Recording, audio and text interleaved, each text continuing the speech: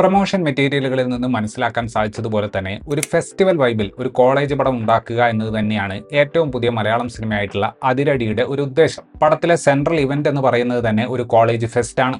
മിന്നൽ മുരളി എന്ന സിനിമയുടെ സഹരചയിതാവായിട്ടുള്ള അരുൺ അനിരുദ്ധൻ തന്റെ ആദ്യ സംവിധാന സംരംഭത്തിൽ ഹ്യൂമറിലൂടെയും എലിവേഷൻ സീനുകളിലൂടെയും തിയേറ്ററിക്കൽ മൊമെന്റുകൾ ഒരു പരിധിവരെ നല്ല രീതിയിൽ സൃഷ്ടിക്കുന്നുണ്ട്. ഓവർ ദ ടോപ്പ് ആയിട്ടുള്ള എലമെന്റുകൾ സിനിമയ്ക്ക് ഗുണം ചെയ്യുമ്പോൾ ഈ കഥാപാത്രങ്ങളെ മുന്നോട്ട് നയിക്കുന്ന ഇമോഷണൽ ലെയറുകൾ കൈകാര്യം ചെയ്യുന്നതിൽ തിരക്കഥയ്ക്ക് ചെറുതായിട്ട് പാളുന്നുണ്ട്.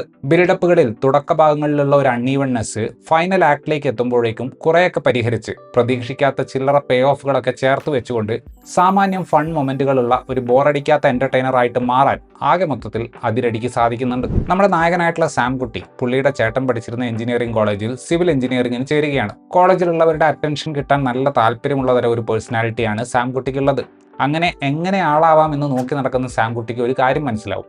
ആരോഹൺ എന്ന ആ കോളേജിലെ മുടങ്ങിക്കിടക്കുന്ന ഫെസ്റ്റ് നടക്കാത്തതിൽ അവിടെയുള്ള വിദ്യാർത്ഥികൾക്ക് നല്ല അസംതൃപ്തിയുണ്ട്. താൻ കോളേജിൽ നിന്ന് ഇറങ്ങുന്നതിന് മുന്നേ ആ ഒരു ഫെസ്റ്റ് ഏത് വിധേനയും വീണ്ടും നടത്താനുള്ള സാം കുട്ടിയുടെ ശ്രമങ്ങളും അതിൽ അയാൾ നേരിടുന്ന വെല്ലുവിളികളുമാണ് ഈ പടത്തിൽ നമ്മൾ കാണുന്നത്. ഇതിലെ കഥയിലെ കോൺഫ്ലിക്റ്റ് ഉണ്ടാക്കിയിട്ടുള്ളത് ഈഗോയെ അടിസ്ഥാനപ്പെടുത്തിയിട്ടാണ്. ആ ഒരു കോൺഫ്ലിക്റ്റ് കാണിക്കുന്നതിന് സാമാന്യം സ്കെയിൽ സിനിമ ഉപയോഗിക്കുന്നുണ്ട്. ഈ പറഞ്ഞ സ്കെയിലും അത് അവതരിപ്പിച്ചിട്ടുള്ള വൈബ്രന്റ് ആയിട്ടുള്ള രീതിയും പടത്തെ ഒരു പരിധിവരെ എൻഗേജിങ് ആക്കുന്നുണ്ട്. RDX പോലെ ഒരു സിനിമ നമ്മൾ നോക്കുകയാണെങ്കിൽ സംഭവം അതൊരു ആക്ഷൻ പടമായിട്ടാണ് മാർക്കറ്റ് ചെയ്യപ്പെട്ടിട്ടുള്ളതെങ്കിലും ഒരുപാട് പേർക്ക് ആ സിനിമ കണക്ട് ആകാനുള്ള പ്രധാന കാരണം അതിലൊരു ചെറിയ കുട്ടിക്ക് സിനിമയുടെ തുടക്കത്തിൽ നേരിടേണ്ടി വരുന്ന ആക്രമണമാണ്. ആ ഒരു ഇമോഷണൽ ഹുക്ക് ആ പടത്തെ എലിവേറ്റ് ചെയ്യുന്നത് നിർണായക പങ്ക് വഹിച്ചിട്ടുണ്ട്. അതിരടിയിലേക്ക് വരുമ്പോൾ സാം കുട്ടിക്ക് ഈ ഫെസ്റ്റ് നടത്തിയേ പറ്റൂ എന്നുള്ള സാഹചര്യത്തിലേക്ക് ഒരു ഇമോഷണൽ ആയിട്ടുള്ള റീസൺ ഉണ്ട്. എന്താണ് ആ റീസൺ എന്നത് ഒന്നിലധികം സെന്റിമെന്റൽ സീക്വൻസുകളിലൂടെ പടം പറയുന്നുണ്ടെങ്കിലും കോമഡിക്ക് പ്രാധാന്യം കൊടുക്കുന്ന ഒരുപാട് ഇവന്റുകളുടെ നടുവിൽ ഈ ഒരു റീസണിന് വേണ്ടത്ര പ്രാധാന്യം കൊടുക്കാൻ എഴുത്തിന് സാധിക്കുന്നില്ല. അതുകൊണ്ട് തന്നെ ക്ലൈമാക്സിനോട് അടുത്ത് സംഭവിക്കുന്ന പല ക്ലോഷറുകളും വേണ്ട രീതിയിൽ ഇമോഷണലി കണക്ട് ആകുന്നില്ല. ഈ സിനിമയുടെ എഴുത്തുകാരായിട്ടുള്ള സംവിധായകൻ അരുൺ അനിരുദ്ധനും പോൾ സെൻസ്കറിയയും സെറ്റപ്പുകളും പേ ഓഫുകളും കൊണ്ട് തിരക്കഥ നിറയ്ക്കുക എന്നൊരു മെത്തേഡാണ് പ്രയോഗിക്കുന്നത്. ഡയലോഗുകളിലൂടെയും കഥാപാത്രങ്ങളുടെ സവിശേഷതകളിലൂടെയും പിന്നെ കഥാപാത്രങ്ങളുമായിട്ട് ബന്ധപ്പെട്ട് നിൽക്കുന്ന എന്തെങ്കിലും ഒരു കാര്യവുമൊക്കെ ഈ പടത്തിൽ വെച്ചിട്ടുള്ളത് ചുമ്മാ കോമഡിക്ക് വേണ്ടിയിട്ടല്ല. എല്ലാത്തിനും ചില പേർപ്പസുകളുണ്ട്. അത് ഫൈനൽ ആക്ടിലേക്ക് വരുമ്പോൾ നമുക്ക് മനസ്സിലാവുകയും ചെയ്യും. ഇതിൽ ചിലതൊക്കെ ആദ്യം തന്നെ കാണുമ്പോൾ തന്നെ നമുക്ക് എളുപ്പത്തിൽ മനസ്സിലാവും. പക്ഷേ ഇതിൻ്റെ ഇടയിലൂടെ അവർ സമർത്ഥമായിട്ട് ഒളിപ്പിച്ച് കടത്തിയ ചില സംഗതികൾ ക്ലൈമാക്സിൽ വിചാരിക്കാത്ത രീതിയിൽ പേ ഓഫ് ആകുന്നത് ഒരു തിയേറ്ററിക്കൽ ഹൈ സിനിമയ്ക്ക് കൊടുക്കുന്നുണ്ട്. ഇതുമായി ബന്ധപ്പെട്ട ഏതോ ഒരു ഇന്റർവ്യൂവിൽ ബേസിലും ടോവിനോയും പറയുകയുണ്ടായിരുന്നു, സിനിമയുടെ സഹനിർമ്മാതാവായിട്ടുള്ള സിനിമാറ്റോഗ്രാഫർ സമീർ താഹിർ ആയിരുന്നു ഇവരുടെ ക്രിഞ്ച് മീറ്റർ എന്ന്. സമീർ താഹിറിന്റെ കഴിവോ അരുൺ അനിരുദ്ധന്റെ സെൻസിബിലിറ്റിയോ ഇനി ഇത് രണ്ടും കൂടെയാണോ എന്നറിയില്ല. ഏതായാലും പല സീനുകളെയും ഓവറാക്കാതെ പ്രസന്റ് ചെയ്യാൻ പടത്തിന് സാധിച്ചിട്ടുണ്ട്. കോമഡിയെയും സെന്റിമെന്റ്സിനെയും ബാലൻസ് ചെയ്യാൻ എഴുത്തിന് സാധിക്കുന്നുണ്ട്.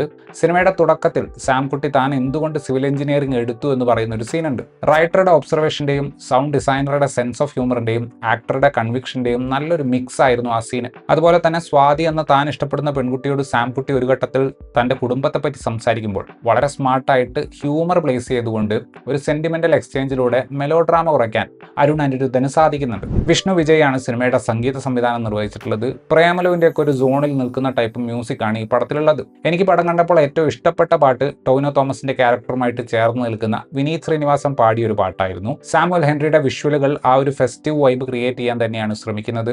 രണ്ട് ഡിഫറെന്റ് ആയിട്ടുള്ള കൾച്ചറുള്ളവരുടെ കോൺഫ്ലിക്റ്റ് എന്ന രീതിയിൽ പലപ്പോഴും സീനുകൾ സ്റ്റേജ് ചെയ്തിട്ടുള്ളത് കാണാൻ നല്ല രസമായിരുന്നു. ഫൈറ്റ് സീക്വൻസുകൾ നല്ല രീതിയിൽ തന്നെ വന്നിട്ടുണ്ട്. ഞാൻ തുടക്കത്തിൽ പറഞ്ഞതുപോലെ ക്ലൈമാക്സിന് കുറച്ചൊരു സ്കെയിൽ ഫാക്ടർ ഉള്ളതാണ്. അത് മികച്ച രീതിയിൽ കൺസീവ് ചെയ്യാൻ ഈ പടത്തിന് സാധിച്ചിട്ടുണ്ട്. ജോലി ചെയ്തിരുന്ന ഇൻഫോസിസിൽ താടി മുളയ്ക്കാതെ ടർബൻ കെട്ടിപ്പോയ ബേസിൽ ജോസഫിന്റെ തൊലിക്കെട്ടി പുള്ളി അഭിനയത്തിൽ നല്ല രീതിയിൽ സഹായിക്കുന്നുണ്ട് എന്ന് ടോവിനോ തോമസ് ഒരു സ്ഥലത്ത് പറഞ്ഞിരുന്നു.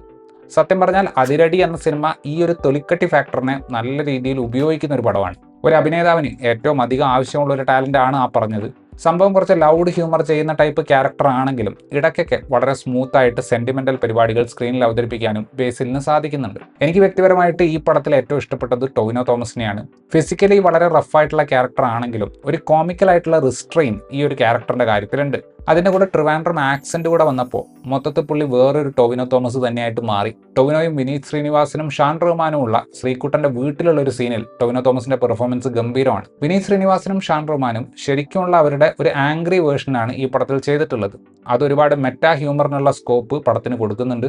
റിയ ഷിബു ആണ് സാംകുട്ടിയുടെ കാമുകിയായ സ്വാതിയായിട്ട് വന്നിട്ടുള്ളത്. നല്ല പെർഫോമൻസ് ആയിരുന്നു. കോണ്ടന്റ് ക്രിയേറ്റർ ആയിട്ടുള്ള ഷെൽവിൻ ജെയിംസിന് ഇതിൽ സാംകുട്ടിയുടെ വലങ്കയായിട്ട് നല്ലൊരു റോള് കിട്ടിയിട്ടുണ്ട്.